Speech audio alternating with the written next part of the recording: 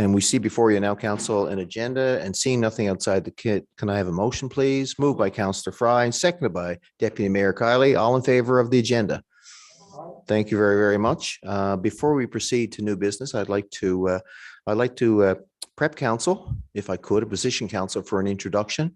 We have a new director at the table, and I would turn to our CAO to offer a welcome greeting on behalf of the City of Mount Pearl. Thanks, Your Worship. I'd like to welcome Mr. Glenn Dollamount. He's just been recruited to the new position of Director of Public Works. Glenn started with us officially on Monday in this role, but he's been a long time employee of the city. He's been here for 26 years. And most recently, he was our Superintendent of Public Works, so brings a lot of knowledge, a lot of experience. Though he's calls CBS home and he's proud dad to 2 boys in CBS, this is his second home, and he's been here on the streets of Mount Pearl for quite a long time. So welcome, Glenn, to the senior management team. We're happy to have you on board. Thank you. Congratulations, Glenn. We won't put you on the spot today, but I mean, I tried to tell him today was Jeans Day, but he wasn't buying into it whatsoever, right? Welcome, Glenn. And I also note that we have Cliff Smith here standing in tonight on behalf of Jerry Antle, our director, who's also on leave. Let's start with the land acknowledgement, please. We begin today's public council meeting by respectfully acknowledging the province of Newfoundland and Labrador as the ancestral homelands of many diverse populations of Indigenous people, including the Beothuk, who have contributed to 9,000 years of history on the island of Newfoundland. Today, this province is home to diverse populations of Indigenous and other people. We acknowledge with respect the diverse histories and cultures of the Mi'kmaq, Innu, and Inuit. We also honor this beautiful land together as we strive for collective healing and true reconciliation. Council, you see before you the minutes from May 3rd. Is there any errors or omissions first, please? Hearing none, I'll call for a motion moved by Councillor Antle and seconded by Councillor Lane. All in favor of the minutes? Those opposed? And carried. Councillor Fry, please. Yes, regarding item number 22-05-208, this was about the development permit list at the last meeting, and there was one there for a dog training and cat grooming home office development permit. And I was just wondering about this because we have in the past denied animal grooming as a home office use. So I was just wondering if there's any update on that. Oh, sorry, Director Collins, please. Thank you, Your Worship. Councillor Fry, we did double check and look into it. That's actually the office for the business. So grooming is not actually happening at that residence. Just for clarification. Any further business arising, Council? Quote the number in the minutes as you see them. Well done to Ms. Mullins on a fine job again with the minutes. Hearing none, let's move on to proclamations, and I'm pleased to welcome John Bennett, who's here, no stranger to Mount Pearl, spends a lot of time on our ice and our soccer fields and other endeavors. So welcome, John, on behalf of the City of Mount Pearl to you and the Cystic Fibrosis Society. May is Cystic Fibrosis Awareness Month, and in support of Cystic Fibrosis Canada's mission to end cystic fibrosis, I, the Mayor of Mount Pearl, on behalf of Council, do hereby declare, the month of May as Cystic Fibrosis Awareness Month in the City of Mount Pearl. Cystic fibrosis is the most common fatal genetic disease affecting Canadian children and young adults. There is no cure. It is a multi-system disease that attacks the lungs and digestive system. There are more than 4,300 Canadians living with cystic fibrosis. Thanks to investments in CF research and care, there is hope. Canadians are living longer, healthier lives than ever before. Today, 62% of Canadians with cystic fibrosis are adults, but of the Canadians with cystic fibrosis who died in the past 5 years, half were under the age of 37, and this is far too young. For the past 2 years, because of the COVID-19 pandemic, the resilient and tenacious Canadian CF community could not unite in person for the special annual event, the Walk to Make Cystic Fibrosis History. This year, your local Walk to Make Cystic Fibrosis History event is returning as a hybrid in-person and virtual event. Cystic Fibrosis Canada is calling on you, the power of the community, to rally with them to make it better than ever. We encourage our citizens to go #further together for Canadians with cystic fibrosis by participating in the Walk to Make Cystic Fibrosis History on May 29th. Your support will help raise critical funds needed to find a cure for cystic fibrosis and to help Canadians who live with this fatal disease. And I'd like to invite John to come up and say a few words. John, living and working in this region, in this community, having the soccer fields, good schools, a good health system. Does it benefit your family and all those with cystic fibrosis? This on? It's working? Yeah. Yeah, it's been 3 years since I've been here, be able to be here in person, which is crazy when you think about it, isn't it? And obviously the city has been such a, great supporters of CF. But speaking of, John's involvement, for those of you who don't know, my son John, who's 12, turned 12 on May 2nd, has CF. So being involved in sports from a Mount Pro soccer perspective and a hockey perspective, that's the reason why he's, quite honest with you, probably so healthy as he is. So that was kind of, luckily, we've never had to press John in order to play sports again. And, he's got well, not this year as much, but from a hockey team perspective, he's also got good choices in hockey teams. Montreal Canadiens, obviously, but anyway, I digress. I'm not here to talk about that. That being said, no, again, the city's been such great supporters. Again, and it's just, thanks so much, obviously, from the proclamation perspective. It is about raising awareness. We're finally back in person doing our walk, and the walk is going to be at Bowring Park on May 29th. So again, maybe I'll have to change cities or something next year. We'll have a chat about that. And John, there would be no history if we didn't have the research that's taking place and some of the new medications. So, when John was diagnosed, July 2010, the median age of survival was 43. And now the median age of survival is 54.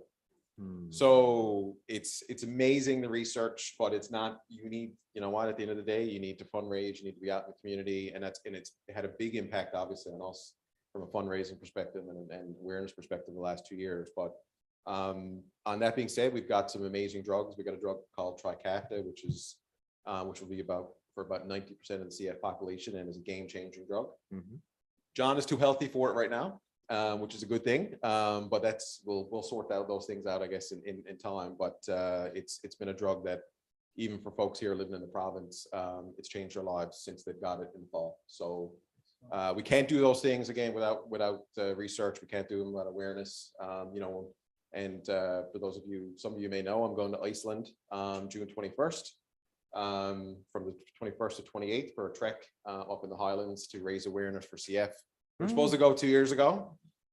Things got delayed, obviously, with a couple things, but there's about 30 of us from across Canada going. So that's a fundraiser, a national fundraiser, again, to create awareness, to obviously raise more funds, and it's in conjunction with the walk. So I've been training hard and fundraising hard the last couple of months, and I go on the 21st of June, and it's I think a 65-kilometer trek up in the Highlands. So it's not without hard work, right? It's when you're there, there is a great ox statue, by the way, on Fogo Island. I think in the Joe Bat's Arm area, there's an opposite great ox that faces towards Newfoundland. They face each other. Oh, really? It's the identical one. So Okay. if you're there, you got some time on your I'll hands. take a There's a little Newfoundland connection I waiting will. for Yeah, I'll you take a in look. Iceland. I'll take a look. So so again, I'm not taking up too much of your time, because again, I could probably talk for a while. Nicole's looking at me going, get off. I'm only kidding. But again, it's just good to be back in person. It's good to be back, to be able to do this. We'll take a photo, and obviously I'll post it to my personal page and NRCF Newfoundland Labrador page. So but yeah, there's the battle continues, though. The fight continues. There's lots of folks who still need some new drugs developed, and we'll keep pushing, and John will keep playing Mount Pro sports. Okay. So, and I'll keep involved in Mount Pro stuff. So yeah. Good to see you. Council, good to see any comments or reaction? I think it was well covered in the proclamation, Deputy Mayor, and then Councillor Rice. Montreal Canadiens comment aside, I do want to offer, and it's absolutely, I think the work that the local chapter, yourself, John, you do in a time that is so difficult for an organization that relies on one-on-one support during COVID. It's absolutely tremendous that you guys were able to be resilient, pivot, and make it work. It's not an easy endeavor. And I know that just from the conversations and seeing what you post and what you promote, it not only comes from a point of passion, but that passion definitely makes the work you do even more meaningful for the amount of families, individuals that are going through their own experience and journey. So I just wanted to say that. And in relation to the walk, if it's digital, where would you recommend people to sign up or engage? What's the best way for them to kind of reach out about that? Yeah, the easiest way is actually, and there's obviously the virtual and there's the in-person. So even if you just go, if you Google like walk to make CF history St. John's, or you go to cfcanada.ca, you'll find our walk, and they'll give you two options, right? You can register virtually, and you can kind of do your own walk, or you can donate there, or obviously you can join us on the 29th. So I'd say that's the best way to go, is just go through Google it that way, and you'll find the walk page for St. John's. Thank you so much. Counselor. Thank you, Your Worship. Actually, Deputy Mayor Colley, I was going to say the same thing. You know, where can we sign up? Because I think with the connection that most people have around the table and so many people that we know, we always got a connection to one of the causes, either cancer or cystic fibrosis, and the list goes on and on. And I got a personal connection to it. A really good friend of mine, his daughter got diagnosed when she was 17, and now she's 37. And I think they went over 4 years ago to, and you would probably know more than this, one of the Scandinavian countries had a drug that they were doing research on. And she was over and took that drug, and she's doing phenomenal right now. And she's still on that drug. I think it was 4 or 5 years ago. And she's the same thing with her. She does a lot of, she plays soccer as well. She's still playing, and she does a lot of hiking. So she finds it really good, right? So it's and some of those folks have had kind of be pioneers for some of those drugs. And drugs. This Tricathlon one, this was a 3-year battle. You kind of get momentum, and then COVID kind of paused it. Like Tricathlon, the list price of the drug was like $300,000 for 1 year. Yeah. So then how do you navigate that with all the folks across the country, and how do you negotiate and all this stuff? But that's why we do that. Yeah. Anyway, congratulations. Counselor Fry. Hi, John. Thank you first for coming in. About 5 years ago, I met the sweetest little boy, and he melted me with his smile. And his name was also John, and he was here in this council chambers. And that was really my first real, I had always known of cystic fibrosis, but when you see this beautiful little boy standing in front of you, it really caught my attention. And then a couple of years later, I had the pleasure of meeting the Janeway child, Sammy Jo. She also had cystic fibrosis, and kind of following her journey and following you on Facebook. And I remember Sammy Jo's mom was telling me about this new drug, and I'm thinking it's the trifecta. And if I'm right, you played a big role in bringing that here, didn't you? A small part of it, I suppose. Well, it does. There's lots of stuff that happens behind the scenes, right? And we've got the CF team, lobbying and all this stuff, but there has to be a public face to it. There has to be pressure, as you guys all know. So, and sometimes you've got to just use, sometimes you have to tug on heartstrings, and you have to do all those things, and we've done that for a long time. We did a newborn screening. We did it here. One of the things that gives me, I got the news that the drug was going to be approved here in Newfoundland. So I got a kind of advance heads up, and I was able to call a couple people to give them the news, right? And then this is their lung function went from 30% to 50 to 60, 70. That's high. Some folks who have actually been on transplant lists in Toronto taking the drug, and they got sent home because it's helped treat the underlying positive CF. It's not a cure, but it's the closest thing we may ever get to it. I always play a small part of it, but there's lots of behind the scenes stuff that happens. But there's a public thing that has to happen, and I guess a good thing I have no problem being in the public, I suppose. So, yeah. well, I brought that up for a reason, because I just wanted to say thank you to you and for all the work that you do for all of the beautiful people in this province. Thank you. Shall we get it? Shall we get a picture? Picture. Yeah. Can I ask, who's gonna take the picture?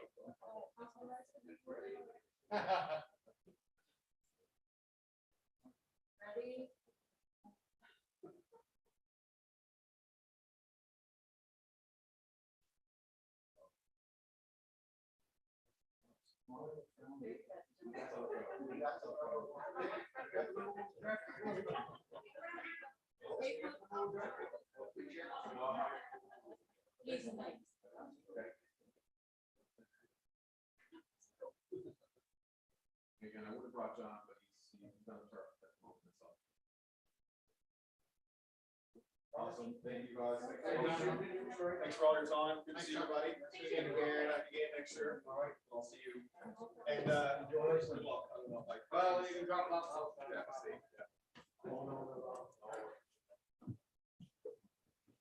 Now.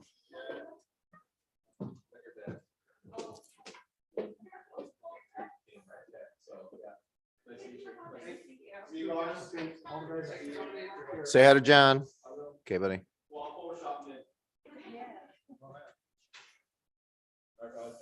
All right, thanks.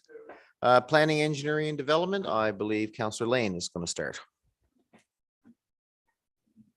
Oh, I'm thinking. I was testing you, that's all. Councillor Fry, please. Close. Okay, regarding the building and occupancy permit listing for May the 2nd to the 13th, the committee recommends that the building permits issued for the period of May the 2nd to the 13th, showing a total construction value of $537,000 be approved, and further that the occupancy permit list be accepted as presented. And council, as you can see here, there's lots of spring activity springing up. It is moved by Councillor Fry, seconded by Councillor Rice, that we move the building permits and occupancy permits for the period she described. Hearing no questions, I'll call the question. All in favor?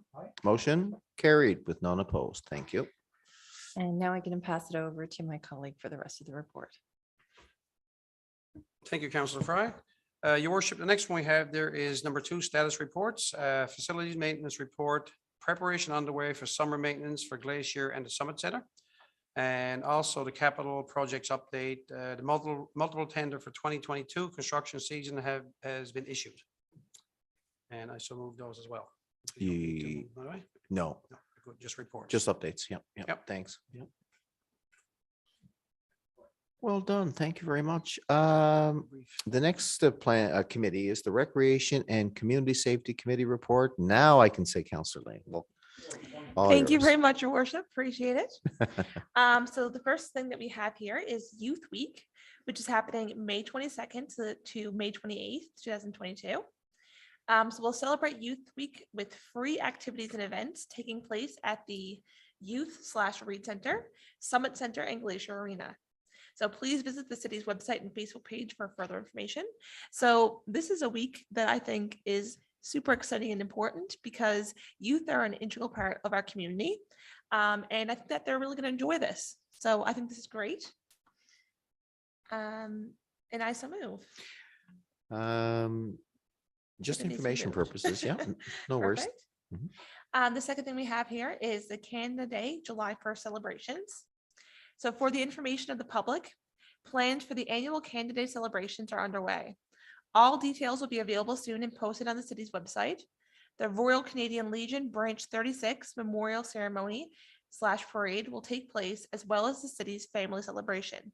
This year, we are excited to feature the Fables for the family celebration. So after the past few years not being able to have this celebration, I think I could speak for all of us in saying that we're so excited. And I mean, who doesn't want to go see the Fables? Yeah, really. So hopefully we get a great turnout. Should be a good time. And I'm going to pass this on to my colleague, Councilor Antle. What's happening on city days? Thank you, your worship. And as our committee is known as the Fun Committee, the Recreation Committee, we bring all the good points to the city. And the first thing we have now is the city days. Believe it or not, city days are ready to start again from July 21st to the 24th. And I know most residents are asking what's happening with the city days. And the first off new this year on July 21st, we're going to have our Best in Mount Pearl Awards night. And this is a good time where we can showcase all the Best in Mount Pearl Awards, and more to come on that one. And July 22nd, which is Saturday, it'll be Friday, I'm sorry, is the Great Benjamin Circus and Thomas Amusements. We'll be here all weekend. And after that, we'll have a seniors afternoon tea. And we're going to have a council cook-up this year for the opening ceremony. So It's got a ring to it. everybody get ready. I know Councillor Fry is really good on the grill. Last time, I think she cooked all the hamburgers and we served them. So we're looking forward to Was that a that. play on words? Was that a play on words? Yeah, Councillor Fry. Well, it's going to be a little bit of fry and rice, I guess. All right. And we're going to have a nice outdoor family movie. And on July 23rd, which I can't wait, it's going to be sunrise yoga. And I know I won't be participating, but I look forward to everybody else joining us. Don't knock it till you try it. Sure. More than likely, I'll be at the Princess and Superhero Breakfast. It'll There be you go. more fun. Mhm. Paws in the Park. We're going to have a birthday block party this year. It's going to be great. And Rock the Pearl concert. This is going to be a great concert. Stay tuned to the entertainment. On July 24th, we'll have an aqua fit, a trail run, a family art class, a multicultural community market, which is going to be fabulous. This is going to be new to the city. And then we're going to have our birthday bash and that evening, and stay tuned for the city's website and on our Facebook page. Stay tuned, more to come. And Counselor, I off- might note that the Rock the Pearl concert is one of the major events as part of Come Home Year 2. Thank you. We've used them using our funding from the province for. Yeah, I'm sure people, and that's it for that. Anybody? And number 4, just a quick reminder, this is as we're all getting out and walking more with the good weather and everything else, for all of us to be mindful, for the motorists, cyclists and pedestrians to be alert. Right now, our crosswalks aren't painted, but they soon will be. So remember, be always cautious. You share the road with people who are driving, riding bikes and walking. And just be a bit more cautious this time of year. And that's everything for us, your worship. Thank you, sir. Very good advice. I must admit, there's a lot more activity on the trails and on all of our, at all of our facilities and the like. We have now the Corporate Services and Economic Development Committee report. Councillor Locke, I believe. Thank you, Mayor. Well, I guess if Councillor Antle and Councillor Lane are on the Fun Committee, we're on the Responsible Committee that has to pay for the fun items. But I might add that we have loads of fun at our committee meetings as well. So we're a fine example that you can still be responsible and have fun at the same time. Hey, Deputy Mayor. Yes, indeed. Thank you, Mayor. And I just want to start off by welcoming Mr. Dallemont, because we've combined, the Deputy Mayor and I now have the pleasure of, in our committees, dealing with corporate services, economic development items, but also with our public works. So the public works status is also now in the public agenda, and the Deputy Mayor will speak to it a little bit later. And just a note here that, our public works operations is 24/7, 365 day a year, helping not only in delivering our essential services, but also services like our bulk garbage and our trail grooming, things that really make Mount Pearl stand out and for what Mount Pearl is known. And with a new director of public works and the department focused solely on the delivery of these important high-level services, we look forward to sharing the public works updates with our residents and our businesses in the coming months. And presently, our teams are busy preparing for summer and summer programming, including, as someone referenced already, the bulk garbage that's taking place. The softball fields are being readied. We were out for a walk the other day, and I saw the machines on the aerating and dethatching our play fields. So, of course, we're also preparing our equipment for the summer.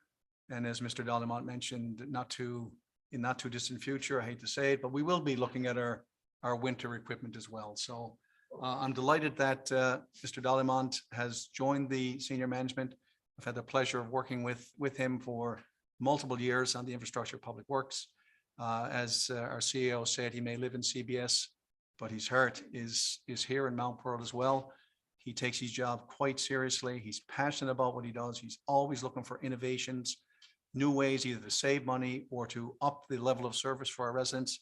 So I'm delighted to have him as a part of the team, and I'm delighted that he's joining our committee report. So with that, your worship, I will start, I'll take the first two items here, and then the deputy mayor will finish up with the public works report this evening. The first is our invoices for approval here, and you can see we have 4 in total.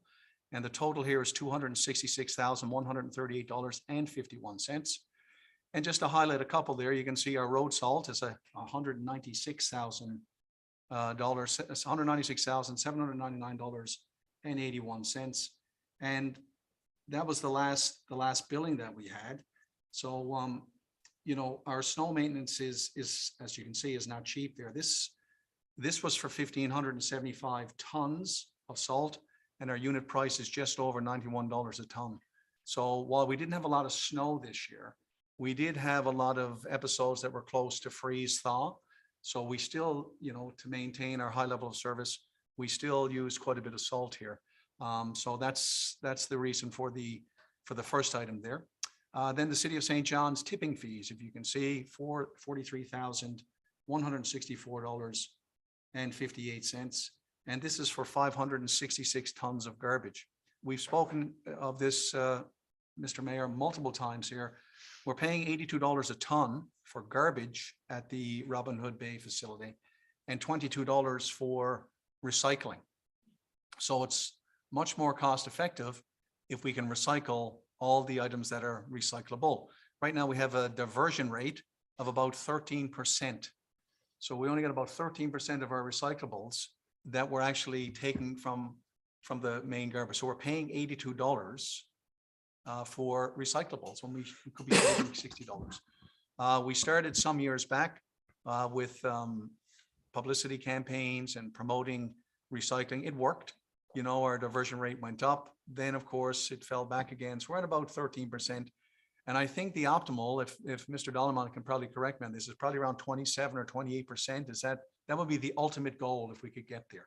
So I'm delighted to say we're going to be looking at an education program to remind our residents, not only the impact that it has on our environment, obviously, but this landfill out there has a life expectancy. And the more we can keep out of that, the longer we can keep this waste management facility open.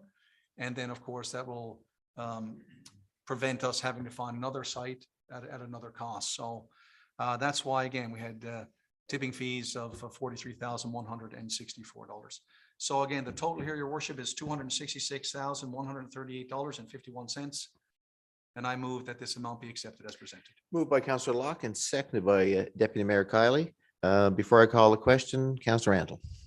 Just a quick note on that, just for the benefit of the residents, I just want to reiterate, the City of St. John's, like we're paying that tipping fee, the City of St. John's, every single month.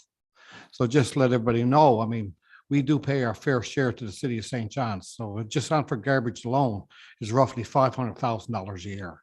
So we pay our way to the City of St. John's. So that's just one of the fees that we pay to St. John's, $500,000. So I just want to make sure that, you know, it's one of the things that we pay.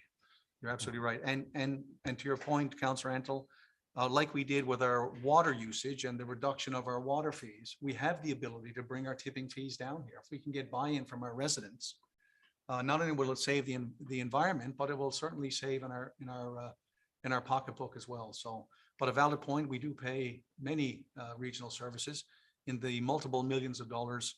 And again, hopefully with the educational program, we can get people to recycle more and even look at some of the organics. I know we did have a pilot project last year where we took some yard waste out of the garbage. And of course, that resulted in, I think, about $35,000 in savings, if my memory is correct, or was it 3,500? Anyways, it was savings nonetheless. So about 1/3 of our garbage is organics. So this whole concept about backyard composting. And if we could get people in that vein as well, we could further reduce our tipping fees. Anyways, not to belabor it. The second. No, sorry, sir. I would like to give others. Councillor Fry, please. I just wanted to add on to that. You kind of touched on what I was going to say, Councillor Locke. You know, here, when we're looking through our finances and our budget, and we're trying to find ways to save money so that we don't overspend and so on and so forth. one of the things, the biggest, pardon the pun, waste of money Mhm. is going to the tipping fees of 80, was $84, $82, yeah. $82 a ton. If people could only buy into the recycling, the amount of money that we could save, we could use for so many other things, you know, and that's what we need to do. So I'm really happy to see this education campaign. It's so much better to try and be creative in ways of saving money, but that is just a complete waste of money, pun intended in that one. The other thing I wanted to ask, speaking of recycling, I noticed in the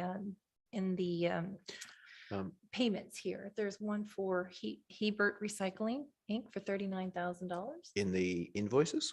That's It's the a payment payment register. register. Oh, we haven't come to that yet. Right, sorry. Oh, no, I was just looking at that when we were talking about recycling. Yep. Okay. No, coming right back to you, okay? I'm just All going right. to call the question if nobody else has any further comments, so I don't forget. I'll call the question. All in favor of the invoices for approval? And those opposed? Okay, and that motion's carried. So over to you, Councillor Locke, which you'll then pivot to Councillor Fry. right, Sorry, I'll Councillors. say my small piece and I'll turn it over to Councillor Fry. The next item, your worship, is our payment register. The following payment is for April 28th to May the 11th of 2022. And it totals $467,002.77. And the purchase card report for March 28th to April 25th of 2022 total $403,181.94. And as always, we present this for information and we're open to have any questions or answer any questions that are presented. And with that, I'll turn it over to Councillor Fry. Thank you, Councillor Locke. No, I was just wondering about the Hebert's Recycling Inc. I don't believe I've seen that on our list before, so I'm just wondering what that expense is for. Director Pittman, please.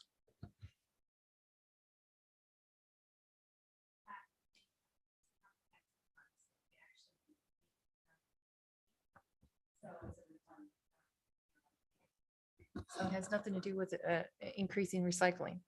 Thank Would've you. been nice. Councillor. They're heavily involved though in the recycling process, but I believe the contract is with the MMSB. Yes, your worship. Uh, Bears has the contract for processing the recycling that goes through. Mostly glass and MMSB. plastic, is it? Or Yeah, beverage, mostly beverage. Council, the floor is open. Councillor Antle. Just one for me, and you know, they were a loyal customer, but we're spending $88,000 at Walmart. I just happened to notice that it stands out. Director. Is there any?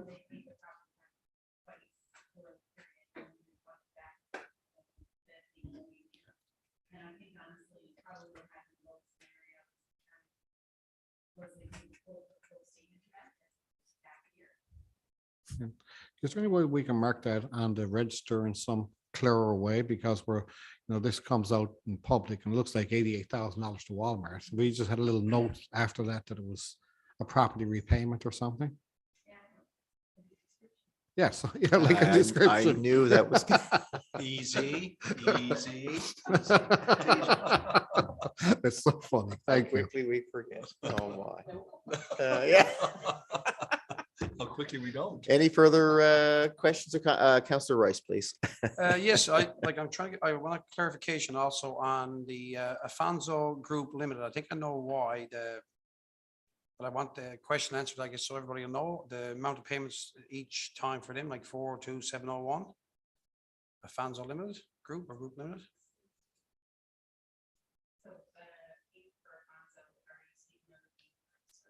Yeah, right down the bottom of the second one. How Second much, lot of Mayor? payments? Oh, sorry, how much, Councillor? P card purchases, yeah. P card card? purchases, yeah.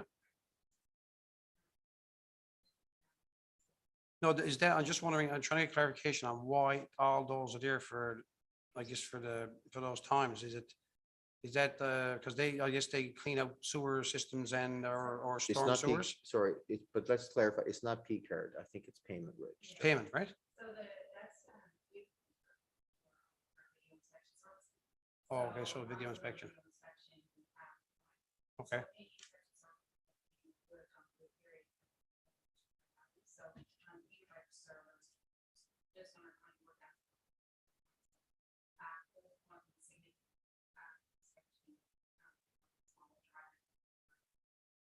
So there will be camera inspections for claps, pipe or stuff like that, or, yeah, okay, thank you.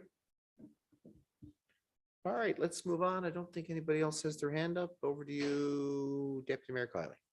Okay. I think, correct. Thank you, Your Worship. Your worship. So we're just going to move into another standard item for our committee, which is the tax deferral low income earners. So the committee recommends approval for the following for tax deferral in accordance with the council's policy on low income earners. And as you see there, they are listed there. There's 1, 2, 3, 4, 5 there. And I so move. It is moved by Deputy Mayor Kiley, seconded by Councillor Locke. Any comments, council, questions? I'll call the question. All in favor? Aye. Contrary-minded? Carried. Thank you. So that leaves us with our final item, which is new for us and as well put by my colleague and Councillor Locke, is a public works status report. So we have identified 3 areas: fleet, roads, and parks. And just to give you some kind of details as to what's ongoing right now in the current season. So maintenance is ongoing with regards to repairs, prep work, and on summer equipment. We also have tenders that are closed for heavy contract awards that are to come out soon. And this is an important part just to moving in from our winter season right into our spring season. So looking at, as Councillor Lark had mentioned, everything from parks, repairs, and getting us ready for the summer. Regarding our roads, you know, and most folks are seeing ongoing, our bulk garbage collection is ongoing, and that's each Monday as requested. We also have staff recalled for the spring season, as well as lawn damage repairs that prep are ongoing. Again, as things are thawing out, we don't longer have the snow, and we see what's remaining. We're working with our residents and with regards to any sort of lawn maintenance that has to happen.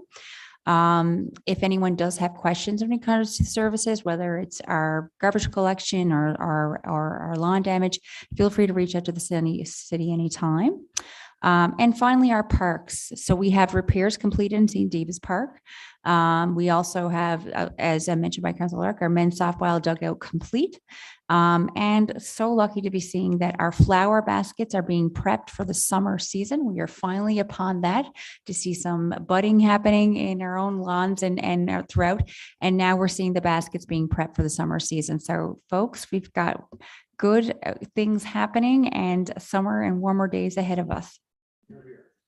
Thank you very much. I have a question related to lawn damage repairs, and I know I've engaged the CAO on this in the past and Director Antle, but welcome aboard, Director Dalamont. But my question is, like, are we getting ready? Have we identified as many repairs as the public will tell us? And are we prepared to start cementing, so to speak, some dates as to when we'll get those repairs done? Because I think it's really important from a customer service point of view that we know we have to repair these lawns. It's only the middle of May.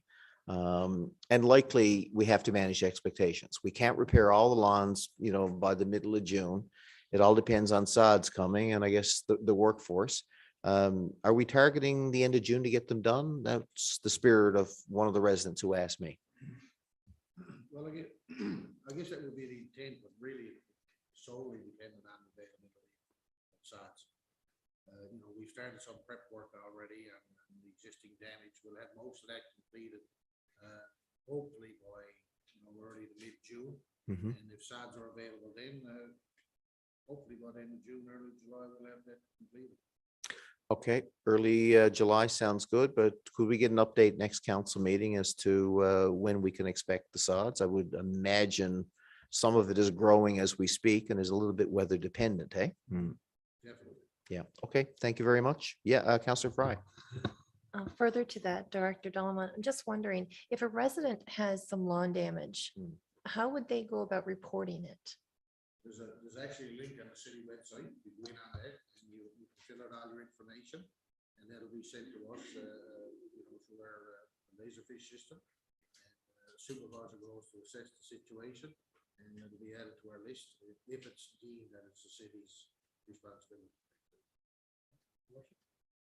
Councillor Locke, please, yes. And the good thing is that our committee, Mr. Dalamont mentioned that given the lesser snow we had this past winter, that there may be less lawn damage. So that may that may help us, get the preps done and the sods out quicker when they do become available. So, and, we have been taking measures over the years to try to reduce the lawn damage. I know like our staff goes around now and I see these markers going up to help direct our plow operators to try to minimize as much damage as possible. But as we know, in winter conditions, when, storms hit and the like, and they're trying to push the snow back to keep our roads clear and safe, sometimes, damage inadvertently happens.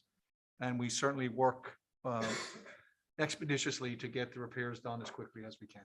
So hopefully there will be less damage this year and we'll have no more talk about sods after the first week of July, because they'll all be planted and they'll all be lush and green. Thank you. Yeah, no, good point. And I just feel for our residents, our summer is so short. We should endeavor to establish some deadlines and some standards to get that work done. Yes, it's weather dependent, but I did notice, by the way, Canada Post has started to clean up some of the walkways of some of the sand, right? So we're transitioning. And I think I just wanted a bit more detail tonight in terms of the public works update. So I thank you for indulging me, and I'll look forward to firming up the dates at the next council meeting. Now, folks, I believe that's the end of the agenda. I believe Councillor Antle was first last time. Councillor Rice will begin tonight for the roundtable. Thank you, Worship. I just got a couple of things there, probably 3 or 4 small items. Just want to comment on coming up April 24th to April 30th is 2022 National Volunteer Week. Very, very important item in my agenda, because I mean, I've been volunteering all my life and I love the aspect of volunteering and helping out in any way I can. And I'd like to just congratulate the city on a wonderful, information that they have on their city site.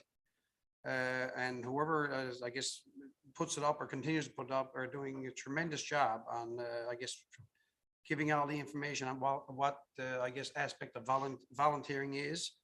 Volunteering is an act of freely giving up time and labor for community services. It enables community residents and groups to help others in a selfless way by choosing to be of a service to people, supports causes, provides support and to our local community. So they're doing, and I won't read it all, but they do a really good job on explaining everything, basically what's there.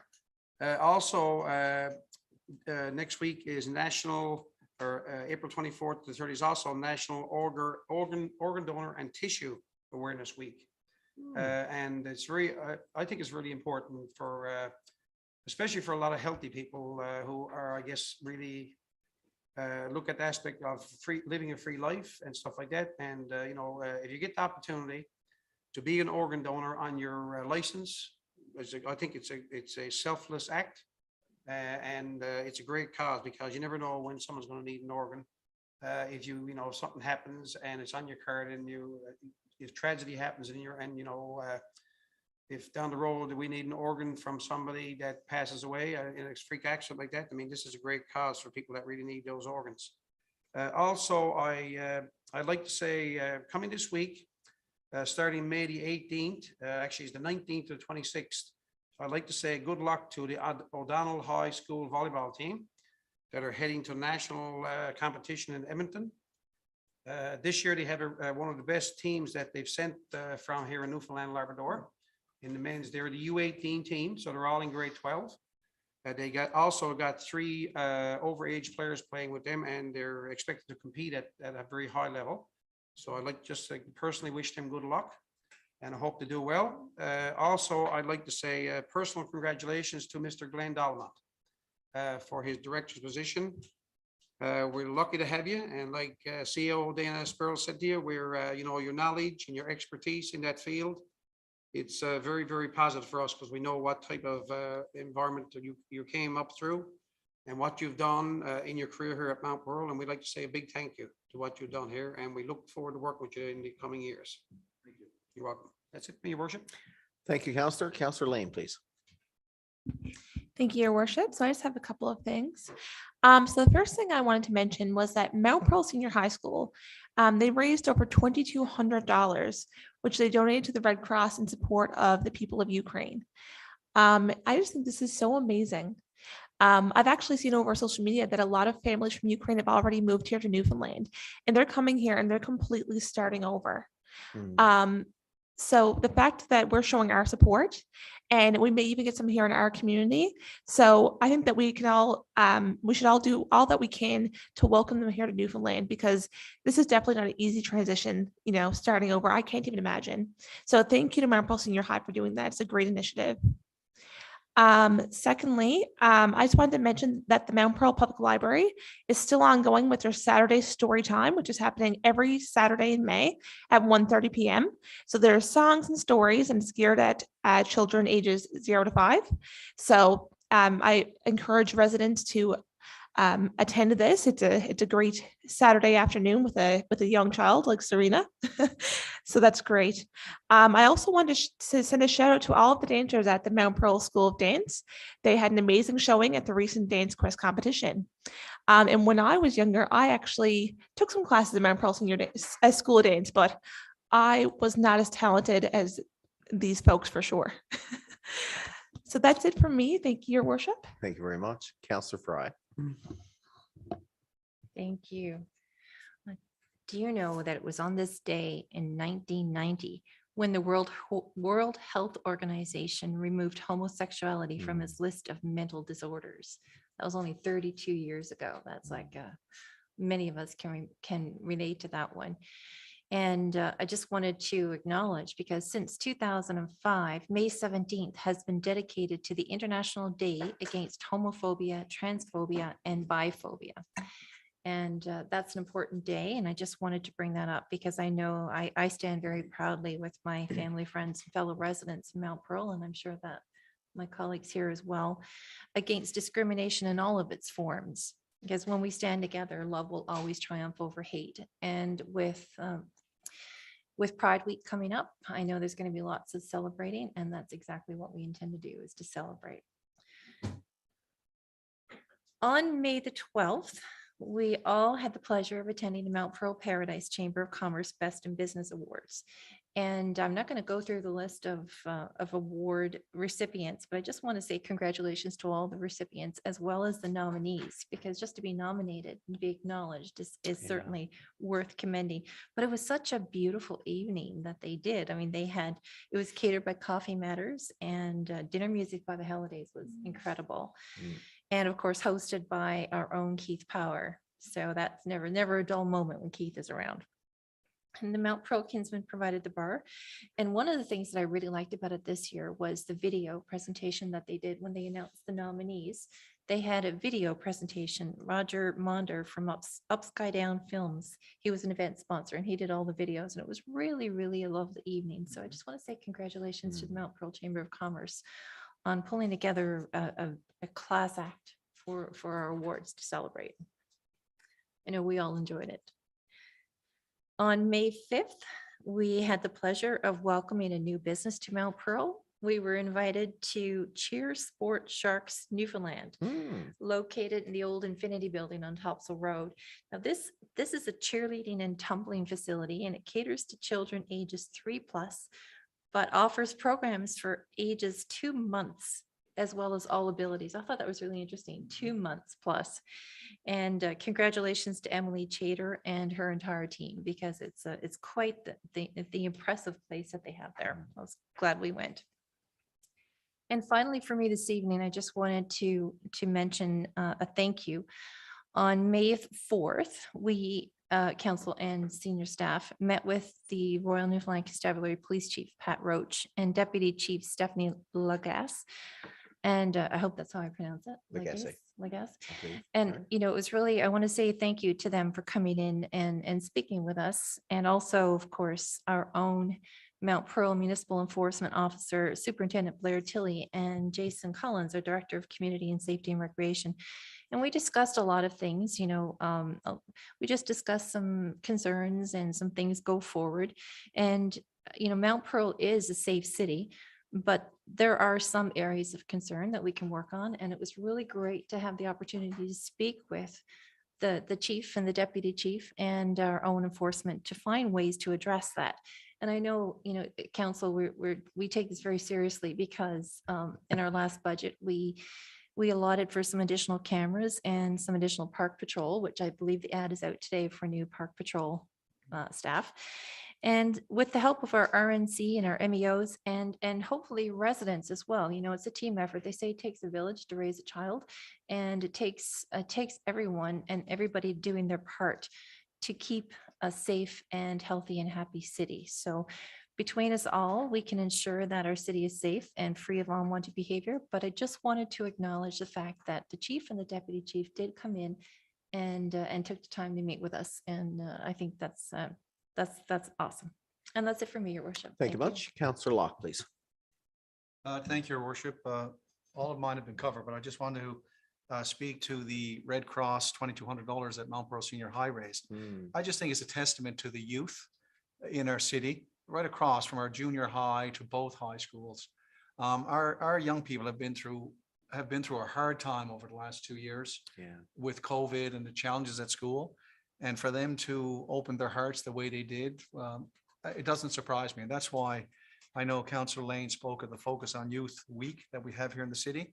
And I don't know if I should say it, but it is my favorite week. And the Focus on Youth Awards is my favorite event in my city councillor's calendar, because we have a lot of nice youth here. And too often it's easy to focus on some of the negative aspects that may appear in the media. But having taught over 5,200 Mount Pearl youth in my career, overwhelmingly, the young people in this city are beautiful people with great hearts that are going to be wonderful citizens, productive citizens when they graduate and move forward. So kudos, hats off to the not only the students at Mount Pearl Senior High, but all of our youth for all they do in our city. And I mean that quite sincerely. Also, the Cheer Sport Sharks, I was very impressed with that building. Emily Chater and her, I don't know if it's her partner, but Cassie Flynn is the right-hand lady or woman by her side. 2 Mount Pearl females. I think Emily just finished her law degree. Cassie is working on her PhD in neuroscience, and they both returned to our city to start a business out of their passion for exercise and health and fitness for the youth. And as Councillor Fry said, it's impressive that it's not only the age range, but they're inclusionary. People of all talents, all abilities, that it's open to everyone. And it's quite affordable. Their mission was to try to make it affordable, not out of reach for anyone within the city. And of course, they do have my son and daughter-in-law were delighted to hear about their birthday facilities, and Councillor Lane also might welcome that, because it's very tough to find a spot to have children's birthday parties. So I wanted to acknowledge them, and I'm sure, based on the energy that was in the building up to when all of council went up to welcome them on that first night, I'm sure they're off to a good start, and I wish them all success. Also, the best in business, Councillor Fry mentioned it. It was so well done. It went off like clockwork, which is a testament to the people behind the scenes, because any of us, as Councillor Rice said, we've all volunteered. We know what it takes, the effort, as John said, behind the scenes to make something come to, and it was beautiful. It was just such a nice event, from the meal to the music to all the awards. But I have to mention the last award that they gave to Scott Hillier for all he does. I'm not going to lie, I had tears in my eyes, because he is such a generous, giving human being, such a beautiful person. And he exemplifies the community and sense of community spirit that exists in our fine city. So to all the award winners, I extend congratulations. But Scott really stood out that night, and he didn't want it, but he deserved every bit of praise that he received. Thank you, Your Worship. Thank you very much. Deputy Mayor, please. Kylie, sorry. Well said, Councillor Locke. And I was chatting with Scott, and he wasn't expecting the award. I just wanted to share this little story, because he had mentioned, he was also working that night. He had also catered that night and was on the go all day. You could just see the pictures of him prepping. And afterwards he said, something had been up. He said, there's something going on. And then he saw his mom walk into the door, and then he realized there's something special, something else happening. So, but that's just true and true. You're absolutely, I can't think of a better, more deserving, and somebody who would never have asked for that, but absolutely deserve that. So I just wanted to lots of great things already said, so I'm just going to identify some things that we may not have already touched. Early May, I had the opportunity to represent this fine city at Municipality's Newfoundland and Labrador, as what I call the Gander Symposium. And it was a very well put together conference that focused on building essentials. And this was the first time many between city representatives, leaders were meeting in person, which was very promising. I just wanted to focus on some key important topics that I think are of value. That was certainly, it was very happy that, you know, we could, that could be brought back to our chambers and looking forward to discussion. But there were some excellent examples around regionalization and what's going to be happening in relation to the province. There were some really important questions around asset management and the value of that around green sustainability. So the fact that we're talking about recycling and the economic viability, asset management is one of those things that they were also aligning with green technology and sustainability. Also, I was had the opportunity to attend the the Women's Caucus. And there was an excellent example and great discussion amongst those doors about the value of a gender-based analysis within governing structures and within city planning. And I'm looking forward to see what happens there. But I wanted to also make a key highlight and give props and acknowledgement to Municipalities Newfoundland and Labrador by creating such a large part. They had a pre-symposium mental health summit and giving time and attention to an important value. And I love seeing this. And I look to my colleague, Councillor Fry, who does much work with the committee and pushing this forward, that mental health in relation to the topic around it's health to our city and the health to our community is becoming more and more aligned. And I'm happy for that. They see the economic impact to that, the social return on investment on that, and that in fact, we are a stronger city by creating more mental health awareness, services, and supports. So thank you for creating a summit and being a part of the symposium. Aside from the MNL conference, I just wanted to make a quick focus also, because this came up a few times when it comes to an important notice around people moving safely around our cities. Traffic calming curbs have actually been installed now into Park Avenue, and that has been reinstated for Park Avenue and Smallwood, knowing that we're going into the summer season and wanting to ensure we're doing our best we can to making it a safe and traversable area. So just being cautious that, because I know that when anything changes with regards to traffic wise, we need to be kind of aware and adhere to the on-site signage and slow down in those areas. But the value of that is again, making it a safer place while people are out and about this summer. And we want our residents to be traveling and moving as safe as we can in our city. So that's all for me.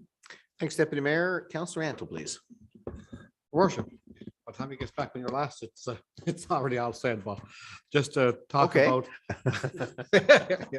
Just to, Couldn't resist. as we talked about I'm the only kidding. cheerleading squad, and Emily was so Sharks. vibrant. And one thing we had to acknowledge is she's the Chater, and we all know Doug and Tina Chater. This is their granddaughter, and if you know Doug can speak, and so can Tina. And as soon as you met Emily and her father, Ian, you know, there's no doubt this is going to be a success. I mean, the room was alive. So it was a great location. Just a couple of things for me, to be quite honest. Everything was already covered. First off, is that last couple of weeks ago was Municipal Awareness Week. And we had the opportunity to go to St. Peter's Primary, where they had a contest and they named one of our plows, and it's called Plowabunga. So that's going to be named all winter. So next winter you can have a look and see on your tracker, and you'll see Plowabunga coming to a street near you. So I thought it was pretty neat. It was There's still another 14 or 15 of them to be named too. Exactly. Just before I got here today, I had the sad occasion to go to a funeral for a good friend and long-term resident of the city of Mount Pearl, Jen Bishop. Jen has been a resident of Mount Pearl for 48 years, a little bit longer than that. She was 50 years. Her and her husband Bish have been married 48 years. And one of the things with Jen, as we talked about with Volunteer Week, Jen has volunteered in so many different things. You know, with the Girl Guides, she's been involved with the Girl Guides for 48 years. Because of her illness, she was involved with the Avalon Dragons, and she was quite active in that. And one of the things at the funeral home I noticed there, it is sad, but they tried to keep it a little up because Jen planned her own funeral. And there's a Christmas tree in the little emotion too. Well, there was a Christmas tree, and anyhow, just our condolences to Jen. Thank you. Thank you, Counselor. Yeah, Jen Bishop had a big heart and she was such an inspiration. She had a long, courageous battle. Inspiration for everybody. Family always continued to mean the most to her, and so was contributing to her community. She will be ever missed. And I know within her family, she was part of the glue that kept them together and but through Jen, they really enjoyed life. So your thoughts and comments are well-founded. And we share in our sense of community a great loss, I guess, here today. So thank you for that. Anything else? You're good? Yeah.